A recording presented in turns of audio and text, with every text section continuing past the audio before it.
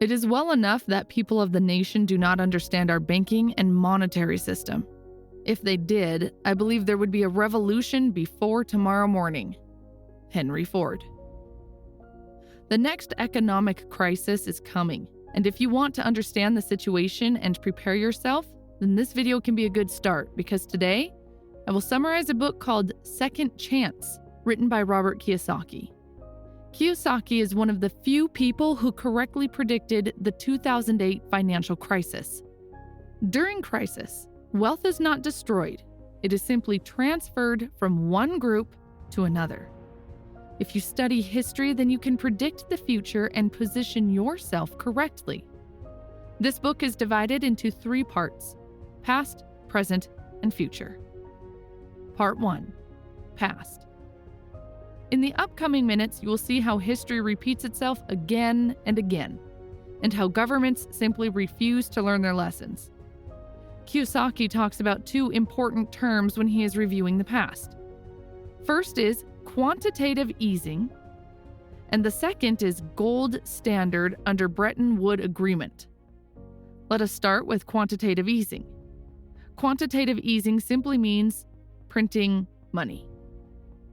You might ask why we don't just call it printing money then. Well, my assumption is that governments are usually using complex terms so that the average person does not understand what is going on. If you get into financial trouble and decide to print money in your basement, then you would be arrested for that. However, government does a very similar thing, but no one says anything. Governments usually print money when they are in economic crisis, or when the money is needed for critical situations such as war.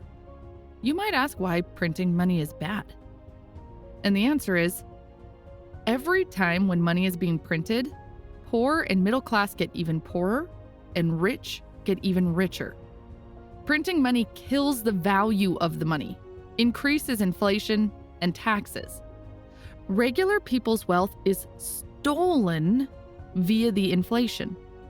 Inflation is certainly bad for the average person. It means the money they've worked hard to earn is suddenly less valuable. Printing money is not a new trick. It has been used by governments for many centuries, and the scary part is that it has always ended with disaster. There is no single evidence in history showing that money printing brought prosperity in the long run. It leads to poorer people and bigger government, which is ruled by political forces rather than true economic laws. Kiyosaki gives examples from the 20th century, but I will go even further back in history and start with the Roman Empire. Because the further you look back in history, the further you can see the future. When the Roman Empire was faced with war, they started debasing the currency, which also means printing money. Since silver and gold coins were used as money, they started to melt them and add other metals inside to increase the money supply. They also tried another version of money printing called coin clipping, which means when the tax money was collected, they would clip the edges of the coin and then melt all the small pieces in order to create new money. They even used revaluation of the currency. The government took a 1 coin and then pasted a 0 next to the 1, and suddenly you have a 10 coin. All these eventually led to hyperinflation, increased taxes, and economic chaos. After World War I, Germany, the Weimar Republic, also started to print money in order to pay high war reparations, which led to hyperinflation and eventually brought Hitler to power. If you were a millionaire in Germany in 1918, by the end of 1923, you were completely broke. Let me give you an example to understand how German hyperinflation looked like after printing money. Imagine it is summer, and you go out with your friend to drink beer, but instead of ordering 1 beer, finishing it, and then ordering the second one, you order 2 beers at once. You know that second beer will get quite hot, but you still buy 2 beers at once because by the time you finish the first beer, the money in your pocket will lose its value and you will not be able to buy the second beer. This is hyperinflation. This is the disastrous result of printing money. Romans did it, Chinese did it, English did it, Germans did it, Zimbabwe did it, and it always ended badly. Now, America is doing it. Governments never learn from the monetary history.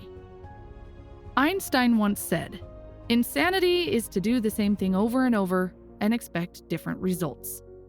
Now that we understand what printing money means, let us talk about the end of the gold standard in 1971 under the Bretton Woods Agreement.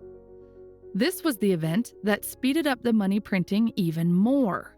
According to the Bretton Woods Agreement, the world was operating on a gold standard, which means other currencies were tied to the dollar and the dollar was tied to gold, all with a fixed exchange rate. For every dollar in circulation, there had to be an equal amount of gold stored in the reserve so that in case some bank or country wanted gold, they could bring a dollar and exchange it with gold and vice versa. Theoretically, in the gold standard, government should not simply print money without increasing its gold reserves. However, in reality, America did print money even in the gold standard, and it came to a point that there was a lot of printed money which was not backed by any gold. So if people started to demand gold in return for their dollars, America would not be able to give back their gold. The next logical step from America's perspective was to end the gold standard, which eventually happened in 1971. American President Nixon cut the last tie between gold and the dollar, which meant America could now print money easily, as much as they wanted. Money became a tool in the hands of government and politicians. Since 1971, America has done 3 quantitative easings, and each time the situation gets worse and worse. Printing money is like building a house on the sand. You know that it will collapse eventually, but instead of stopping the construction and finding a solid foundation, you keep building it, and when problems happen, you simply find some way to prevent the house from falling apart. Once you start printing it, it is very hard to stop it. Stopping it means tearing down the house and starting all over again, which is something most of the politicians don't want to do during their service and be remembered badly. So everyone is pushing the problem to the next administration, and the show keeps going on. If you want to see the effects of money printing, then look at the following factors. 1. Since 1913 until 2018, the dollar has lost 95% of its purchasing power. This makes life difficult for those who work for money. 2. The number of food stamps has reached a very high level. If you don't know, food stamps are a government support for people who cannot earn enough money for living. 3. The middle class is shrinking. The gap between rich and poor is very high. 4. Sizes or grams of products in the markets get smaller. It looks like it is the same price and the same product, but the weight or number of packs inside get reduced. This is very similar to the coin clipping we discussed above, but this time it is happening on products. 5. When the economy is in a bubble, stock prices and real estate prices go up. Everything looks good outside, except average people get poorer. 6. Look at the interest rates on savings. It is around 1 to 2%. There is so much printed money in circulation, and banks don't want your money. Now you might look at all this and say that it is in America. It does not apply to us. Well, I think this kind of thinking would be too naive. The world economy is tied together more strongly than ever. Kiyosaki says that around 70% of world currencies are held as US dollars. The US dollar is the reserve currency of the world. You don't have to be an economics professor to understand that if the US goes down, the world goes down with it. Another dangerous thing is that almost all the world currencies are fiat currencies, which means they are just paper.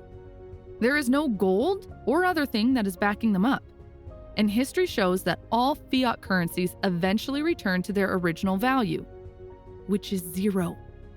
There is no single evidence showing that the same thing will not happen to the dollar. The dollar has already lost 95% of its value. How long do you think it will take to lose the remaining 5%?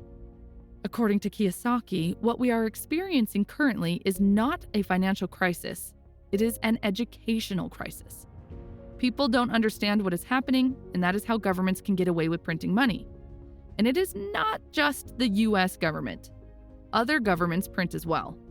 The fact that we don't learn anything about money in school is not a mistake or an accident.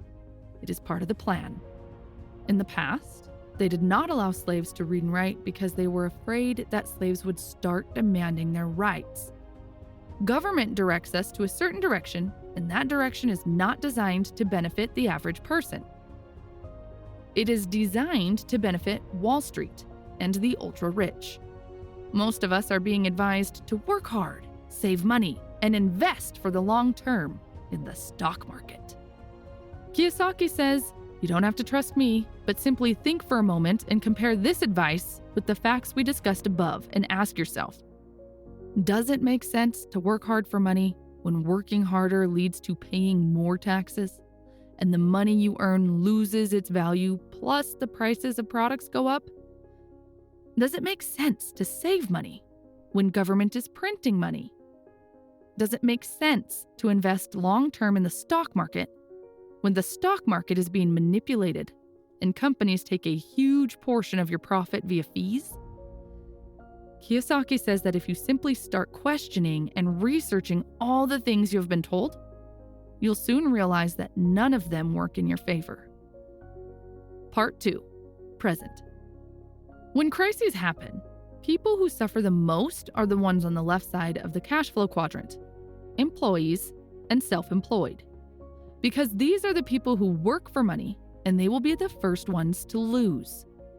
True wealth is on the right side of the cash flow quadrant. People on this side don't work for money. They work for assets such as land, real estate, and businesses. The author recommends transitioning from the left side of the cash flow quadrant to the right side, where true wealth exists. And in order to do that, he recommends choosing one of the 4 asset classes. In case you don't know, the 4 asset classes are businesses, real estate, commodities, and paper assets, such as stocks and bonds. Business is the hardest asset class to acquire, but also the most profitable. On the other end, paper assets are the easiest to acquire, but less profitable and riskier. From recent interviews with the author, I have seen that he does not recommend investing in paper assets. He thinks that the stock market has become a big casino, where the winners are always the owners. The author's personal favorite asset type is real estate, and he thinks it would be best if you chose something that you have passion for. Part 3. Future. Let's recap what we discussed in previous parts. In the first part, we learned that government prints money, and it badly affects people who work for money and save money. In the second part, we learned that true wealth is on the right side of the cash flow quadrant. Finally, in this part, I will share some of the advice from the book on how to transition from the left side to the right side of the cash flow quadrant. The author's first advice is to get financially educated by playing the cash flow game. The first best way to learn something is by actually doing it. And the second best way is through simulation, which is what the cash flow game is all about. We usually remember 10% of the information by reading or listening. Compared to this, with simulation, this number goes up to 90%. Play the game over and over so that everything sinks in, and then start playing it in real life. The author says that there are many cash flow clubs all around the world, and people are educating one another. However, some of these clubs are using the game to attract people for their own business and maybe sell you something at the end. So do your own research if you plan to join a club. The second advice is to become an entrepreneur. An employee and an entrepreneur are 2 completely different people. Their approach and mindset differ a lot. We always hear, study well and get a good job in a big company. But we rarely hear, study hard and become an entrepreneur. That is why people don't realize that there is another option. They don't even consider it as an option. We are trained enough to ask for fish, but not trained enough to catch a fish. In communism, government must build the houses and provide jobs. But in capitalism, individuals build the economy. Unfortunately, most people still live in the communism mindset and expect the government to take care of everything. The author strongly advises becoming an entrepreneur because taxes and law are written in favor of entrepreneurs. Entrepreneurs are the ones who are building the economy, creating new jobs, developing real estate, and investing.